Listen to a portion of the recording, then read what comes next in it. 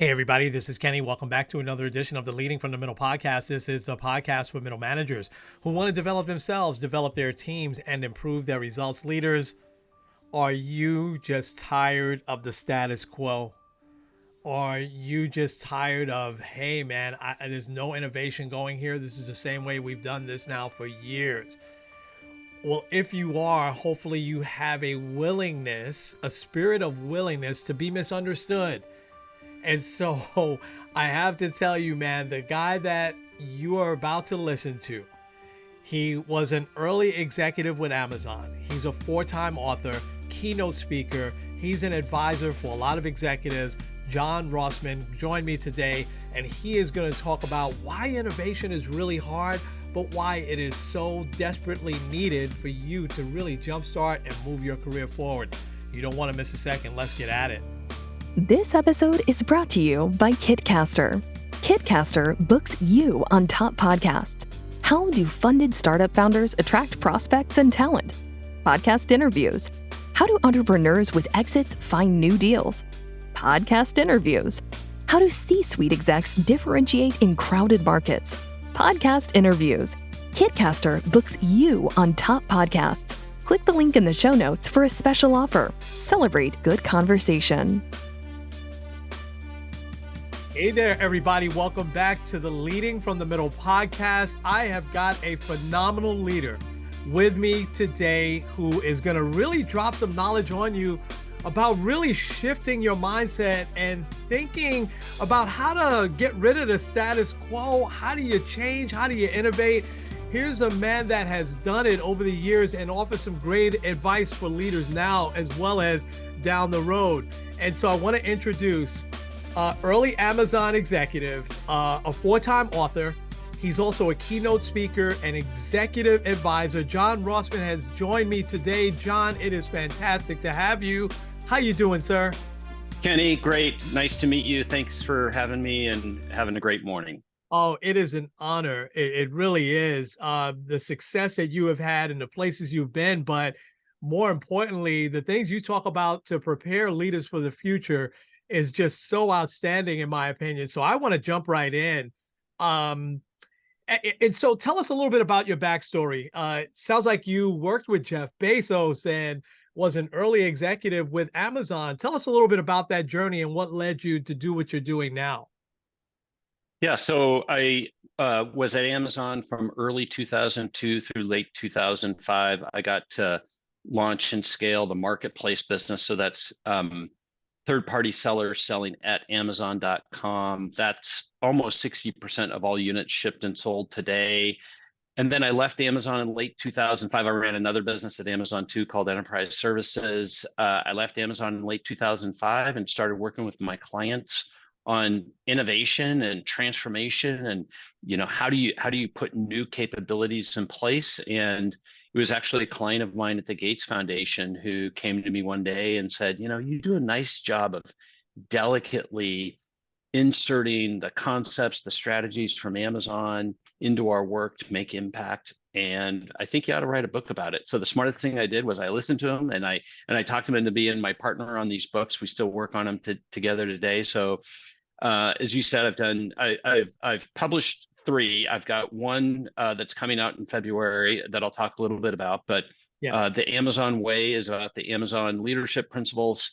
Think Like Amazon is the full playbook of all the little mechanisms. Those are nice complementary books together. And then I did a book on the Internet of Things, which is kind of it's a strategy book, but about how to apply technology to strategy. And it's just been a real gift to help scale kind of the lessons from Amazon to allow others not to apply them wholesale, but to really consider how do we work together? How do we prioritize our work? How do we make better decisions?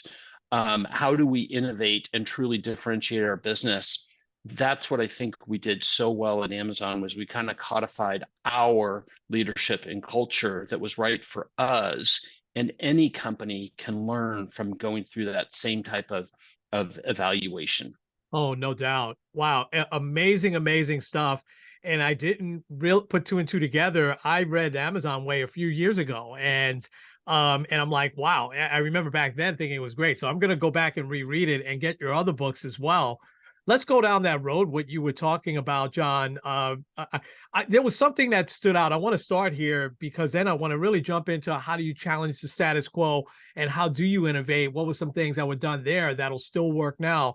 But there was one thing that I heard you say on one of the videos I watched of you was that as a leader, you have to be willing to be misunderstood. And I just thought that that made me pause for a second. Like, okay, what does he mean by that? And I got it, but talk about that. And then let's go down the road of how do you challenge that status quo? So why should a leader be willing to be misunderstood?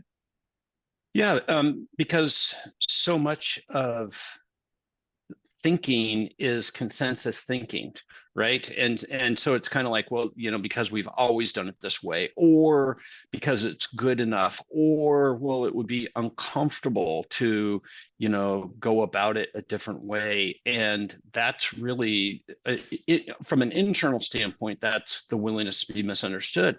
From an external standpoint, for a company to be willing to be misunderstood, that means, hey, we're going to change the status quo, the traditions of an industry. You typically see this when a company is willing to go upstream or downstream in the value chain, and all of a sudden kind of the traditions of whether it's distributors or resellers, when people start going direct to customers or whatever, that's a willingness to be misunderstood. And what you always want to do is you want to hear your critics, right? But you have to also challenge yourself. Well, why did we make this decision? Is it the right decision? Is it not the right decision? And the way we did that at Amazon was always asking ourselves, well, what's better for the customer? What's the better customer experience? What's the more trusted experience? Mm-hmm. And if you come to the place where it's like, well, we truly believe that making this change is better for the customer, it's a more trustworthy experience, then that tends to be both a hard decision to make, an innovative decision to make, and one that oftentimes gets misunderstood. Wow, I love that. I love that. And we had chatted for a second about T-Mobile before we came on the air. We have that in common. And I as you were talking about that, I jotted down the word uncarrier and how T-Mobile brilliantly challenged that years ago, right? And they were willing to have people. What do they mean by that? Talk a little bit more about that. Yeah, so John Ledger famously announced that he was going to be breaking all the traditions, and if Martians came to Earth, they would never create cell phone contracts, and all of these standard policies. And that's really how T-Mobile made their name, was the willingness to change the tradition, things that benefited customers, and that's really been the hallmark of their brand. Yeah, it really was. And it's almost exactly the principles that you were just talking about. And going back to that, willing to be misunderstood and challenging the status quo. How do new leaders do that? Because typically a new leader is just going to go with the flow. How do new leaders do that? What's some advice that you give to new leaders out there for that? Yeah, that's a big question, and there's lots of ways, but two that all focus on is, one is about being curious, right? So really understanding, how does something work? Why does it work this way? What's a better way to work? How do your customers or partners truly feel about this process, this experience, this policy, whatever it is? And going deeper than just kind of the surface level, and that's true customer obsession, that's true curiosity, to truly understand why it works and how it got here. So that's one way. And then the other way is through the metrics that you put in place. And metrics are the signals that tell us, like, is something working really well today and not? What most companies do is they tend to measure kind of to the mean. They tend to put measures in place that reflect their organization structure and their products. They don't really measure the customer experience. And they don't go to the tails, where the dissatisfied customers or the dissatisfied experiences are at. And so if you can design your metrics to really give you insight into what isn't working well, why are customers not happy with us, those are the signals that help you disconfirm the status quo thinking that goes on within an organization. And so if you can both dive deep, be curious, understand how things truly work, and do that by having great data, great metrics, then you're both building your own independent opinion on something, and you're building a fact base, right? You got to have the receipts, you got to Yeah. have the facts, Yeah. so that you can go make an argument. Because when you start challenging the status quo, you've got to be super well prepared with both a storyline and the facts that make that storyline compelling. Yeah, I love that. Those are two great pieces of advice, John. I love both of those, and I think that also starts to give the new leader confidence in themselves to speak up, right? Especially like as you said, I have receipts here. Wait a second, this isn't working, and but here's what I think will work.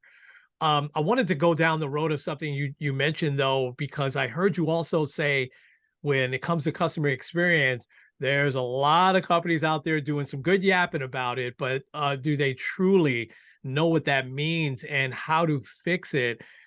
Talk a little bit more about that. And I wanted to ask, because as you were saying that when I watched this earlier, I was thinking also about internal customers as well, but talk a little bit about that customer experience and how can some companies fix that? You started to there. Go a little bit deeper on that.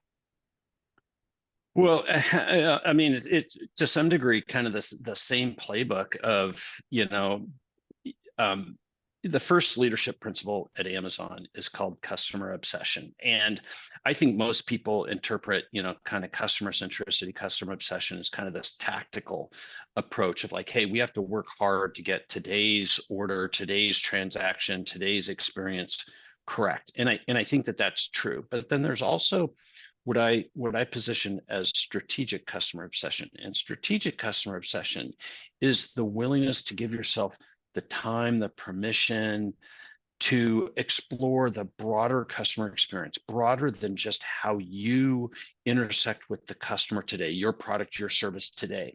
And so if you look upstream and downstream in the customer and truly be interested in the job they're trying to get done, right? There's a really good framework called the Jobs to Be Done framework that's all about understanding the true thing, the true goal, the true job that your customer is trying to get done. Your product, your service plays just a role in that. But if you can truly understand your customer bigger and broader, then you can get a couple of key insights. One is, well, how does my product and service play a role in that? Why isn't it perfect yet? Things are never perfect. Start with that assumption, right? Things are never perfect. You can always improve something. How could I improve my product and service by understanding the full context of the job my customer is trying to get done? And look for new ways that you can serve that customer bigger than broader than just you can today. And so and a lot of companies don't give themselves that flexibility or that permission to spend the time and effort to truly dive deep into their customers and the job their customers are trying to get done. Hmm. Wow. I mean, that is just such great advice. You know what company was coming to mind as you were talking was Blockbuster Video years ago. How they just didn't really anticipate what the customer needs, what the trend was going, where the trends in streaming was going, and it just passed them right by. I doubt that they spent time talking much to their customers and really finding out.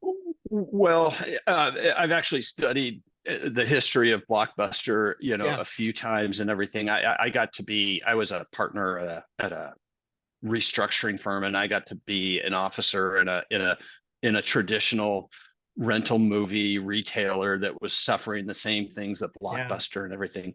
And Blockbuster suffered from the blindness of success, right? They Hmm. had a great business, Yes. and they didn't want to disrupt it. They fundamentally didn't want it to change. So they found 1,000 reasons why to dismiss the upstart of Netflix. And first it was kind of mail order CDs versus having to come to the store, no rental late fees, all of these things that would have fundamentally changed their business and made it, to some degree, a less predictable business. And Hmm. so they found 1,000 reasons to ignore the signals of an upstart. And so, those are the things that when you start becoming complacent, that's why it's so, the history of companies fundamentally reinventing themselves is not very favorable, right? Most companies fail not because of competition, it's because they're unwilling to change despite what the competition is doing. Yes. Yeah. And that is on senior leadership. That's the core work I do with Yeah. mid-sized and large companies, is to help senior leaders put in place the mechanisms, the approaches of how do we both operate a great business today, but also do the things that we should be doing to be investing in new businesses, new customers, new use cases, new products, new services that take time to germinate over time, but truly create the second and third horizon new businesses, because every business over time becomes commoditized. Every business Mhm. over time Yeah. needs to be reinvented. And if you don't do that really purposefully, it Mhm. doesn't just happen accidentally. Yeah, absolutely. And that is fascinating, by the way, especially the blockbuster stuff. You Let know, me, yeah. I do a lot of keynote speaking, and I'll always ask I'll ask the audience, I said, who here believes that innovation is critical for for their company's success over the next 5 to 10 years? And everybody in the audience will raise their hand, right? And then I'll say, okay, now put your hands down. Now, raise your hand if your company has a system for how you actually go about incubating or innovating a new product, a new service, a new business, right? And by a system, I mean like well-defined resources, tools, decision-making, exploration techniques, teams, all of those things. Rarely does anybody raise their hand. And that fundamental disconnect that senior leaders know that we have to have a new business incubation approach, but we're unwilling to actually do the systematic.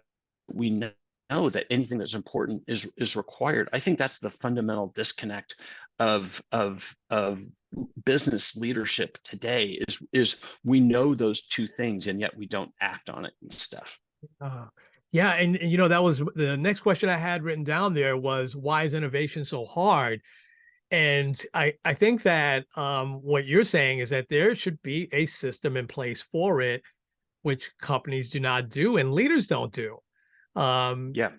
wow, wow, And I would say, like, there's lots of great methodologies, Mhm. and the discussion of why companies have a tough time innovating, like, well, that's a big conversation. But any system for new business incubation or for innovation, you need to have three fundamental understandings. And then there's lots of great methodologies and tools you can put in place. First is you have to understand how to think in bets, right? So thinking in bets means we understand hypotheses, and we understand the difference between something that I know is a good idea to go do. Well, that's not a bet. That's just a good investment, right?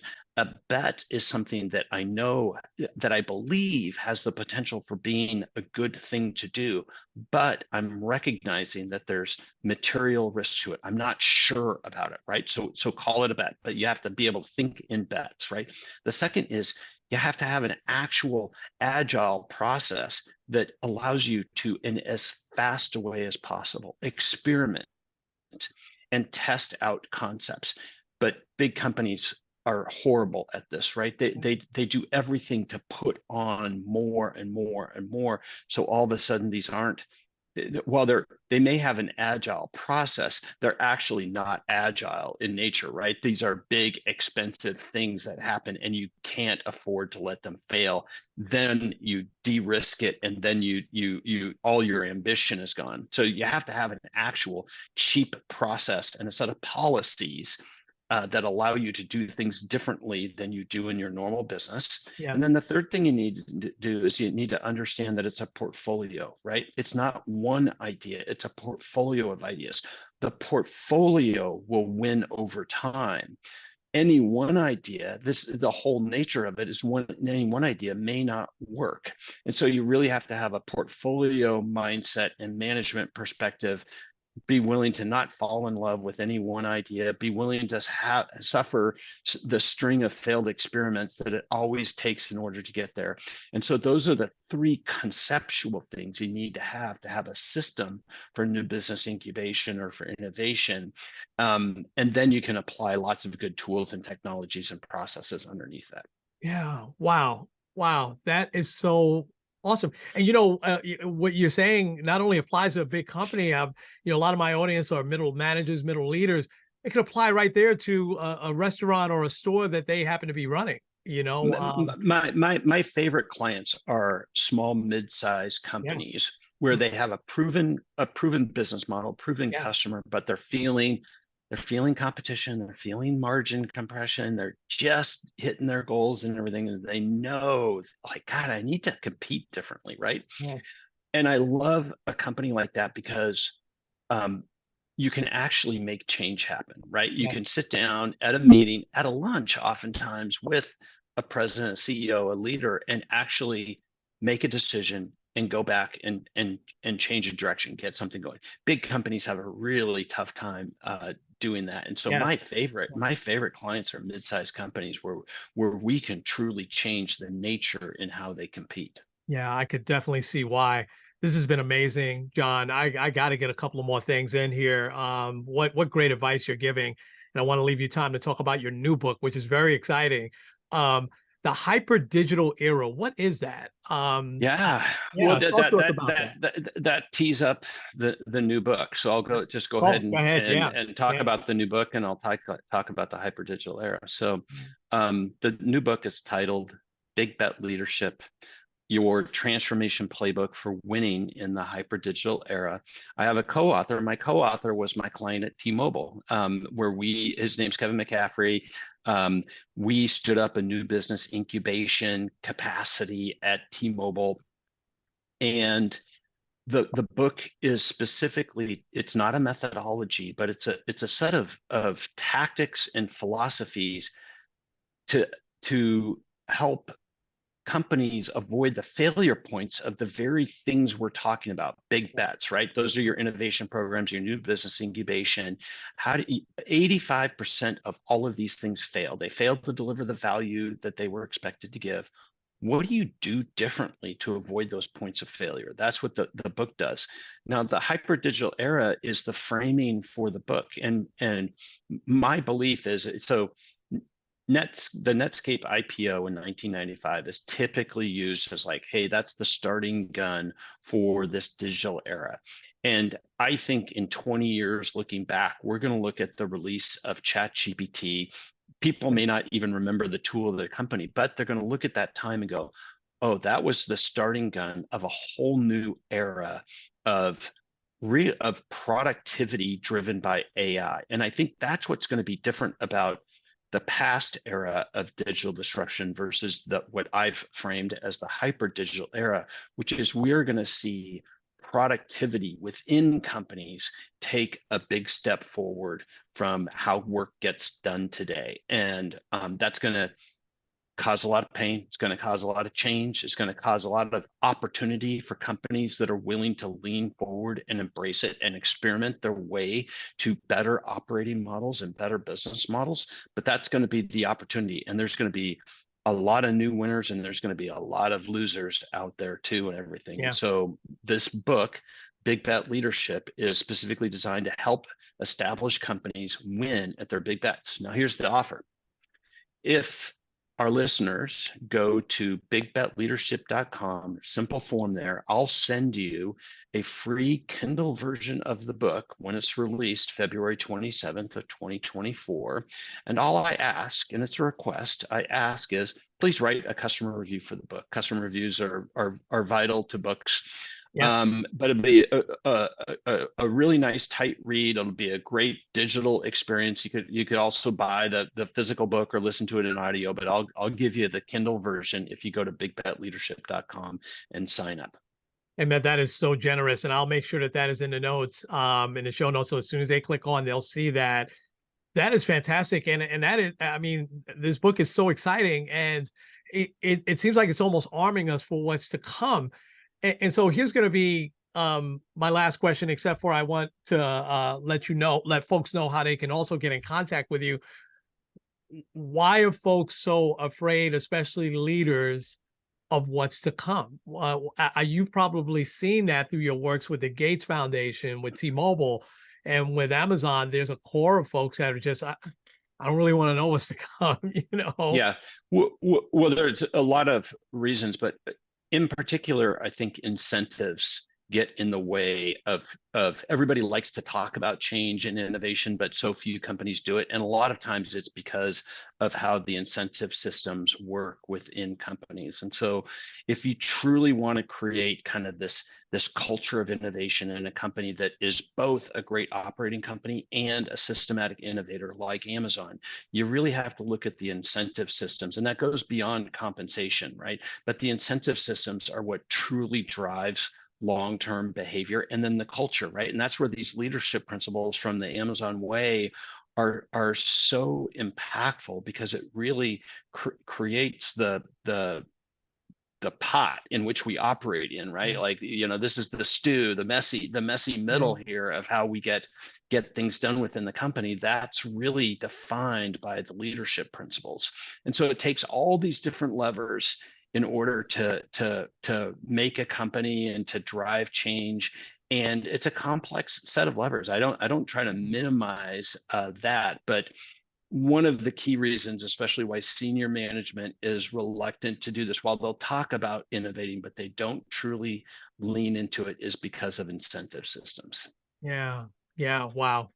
Wow. And that's so true. But you're flipping the script. You're changing the scope on that by giving folks these great tools to hey, just take away some of that fear. So keep doing what you're doing, man. It is so needed.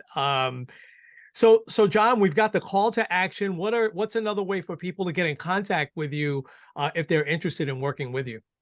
Well, LinkedIn is probably real simple. John Rossman on LinkedIn, or my website is rossmanpartners.com, but LinkedIn is probably the easiest direct way to get in touch with me. Okay. Awesome. This has been amazing, John. Thank you so much. Just so much packed in. Go ahead. You want to say something else?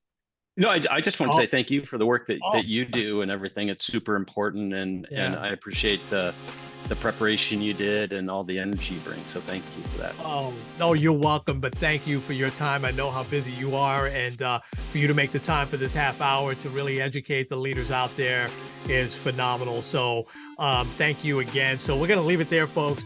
This has been Kenny and John with the Leading from the Middle podcast. We'll talk to you real soon.